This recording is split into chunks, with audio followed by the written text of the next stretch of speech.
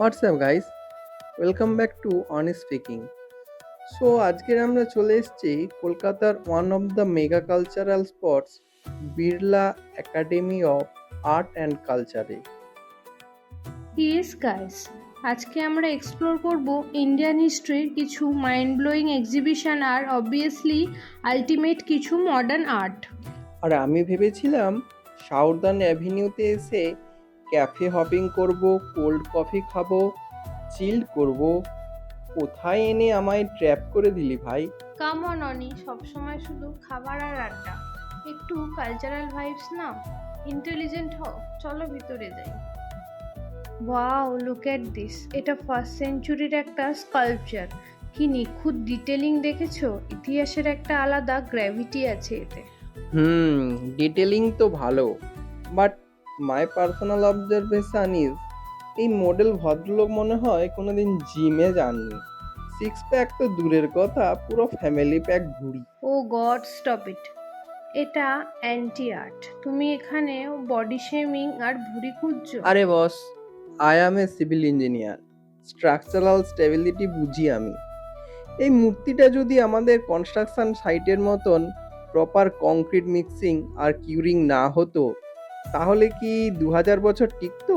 তুমিই বলো। গাইজ, আপনারা প্লিজ একে কমেন্টে একটু বোঝান। চলো ওপরে গ্যালারিতে চলো, সেখানে তোমার এই ইঞ্জিনিয়ারিং ব্রেনটাকে একটু অফ রাখ। This is so deep. শিল্পী এখানে মানব জীবনের একাকিত্বকে কি সুন্দর পোর্ট্রেট করেছে, জাস্ট অসাধারণ। আরে ধুর, এটা তো আমাদের সাইটে যখন ফ্লোর কাস্টিং হয় তারপর যদি কোনো বেড়াল হেঁটে চলে যায় ঠিক তেমন দাগ লাগছে। আমার তো মনে হচ্ছে আর্টিস্ট ভুল করে ক্যানভাসে ব্ল্যাক কফি ফেলে দিয়েছিলেন, তারপর তুলি দিয়ে লেপে দিয়েছে। কফি ফেলে দিয়েছে? What nonsense. এটা মডার্ন অ্যাবস্ট্রাক্ট আর্ট। এম.এফ. হোসেনের নাম শুনেছো কোনোদিনও? হুসেন সাহেবকে তো চিনি, কিন্তু এই ছবিটা যদি আমি ফেসবুকে ডিপি দিই, ফ্রেন্ডসরা ভাববে আমার আইফোনের ডিসপ্লেটা ক্র্যাক করে গেছে। তোমার সাথে আসাটাই আমার সবথেকে বড় মিস্টেক। তুমি আর্টের এও বোঝো না। কে বললো বুঝি না? I see the mega masterpiece every single day. Oh really? কোনটা?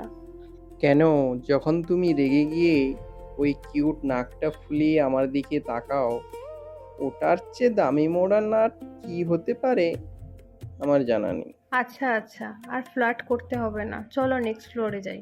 এই অ্যানুয়াল এক্সিবিশনটা কিন্তু টু গুড। কলকাতার সব ইয়াং আপকামিং ট্যালেন্টরা এখানে নিজেদের ক্রিয়েটিভিটি শোকেস করেছে। কত আউট অফ দ্য বক্স চিন্তা ভাবনা দেখো। হ্যাঁ, এটা আমি মানছি, ক্রিয়েটিভিটি লেভেল নেক্সট লেভেলের।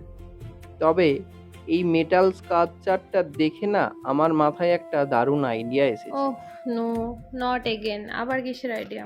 আরে শোন না, ভাবছি এটা কিনে নিয়ে গিয়ে আমাদের নতুন বাড়ির লিভিং রুমে রাখবো। বন্ধু বান্ধবরা যখন পার্টি করতে আসবে, এটার গায়ে জ্যাকেট, টুপি আর চাবি রিং ঝুলিয়ে রাখার বেস্ট স্ট্যান্ড হবে। Multipurpose use. ওরে বাবা, আর্টিস্টের এত কষ্টের মেটাল আর্টকে তুমি জ্যাকেটের স্ট্যান্ড বানাবে? তোমাকে তো এই মিউজিয়ামে সিকিউরিটি দিয়ে ধাক্কা দেওয়া উচিত। কি করব বলুন গাইস, আমরা হলাম খাঁটি ইমোশনাল বাঙালি। আর্ট বুঝি আর না বুঝি, সব কিছুর মধ্যে একটা ঘরোয়া ইউটিলিটি খুঁজে বের করাই আমাদের ট্যালেন্ট। তো গাইস, বিড়লা একাডেমির এই জোরদার আর্ট ট্যুর আর অনির এই ক্রেজি সব লজিক তোমাদের কেমন লাগলো কমেন্ট সেকশনে কিন্তু জানাতে ভুলবে না।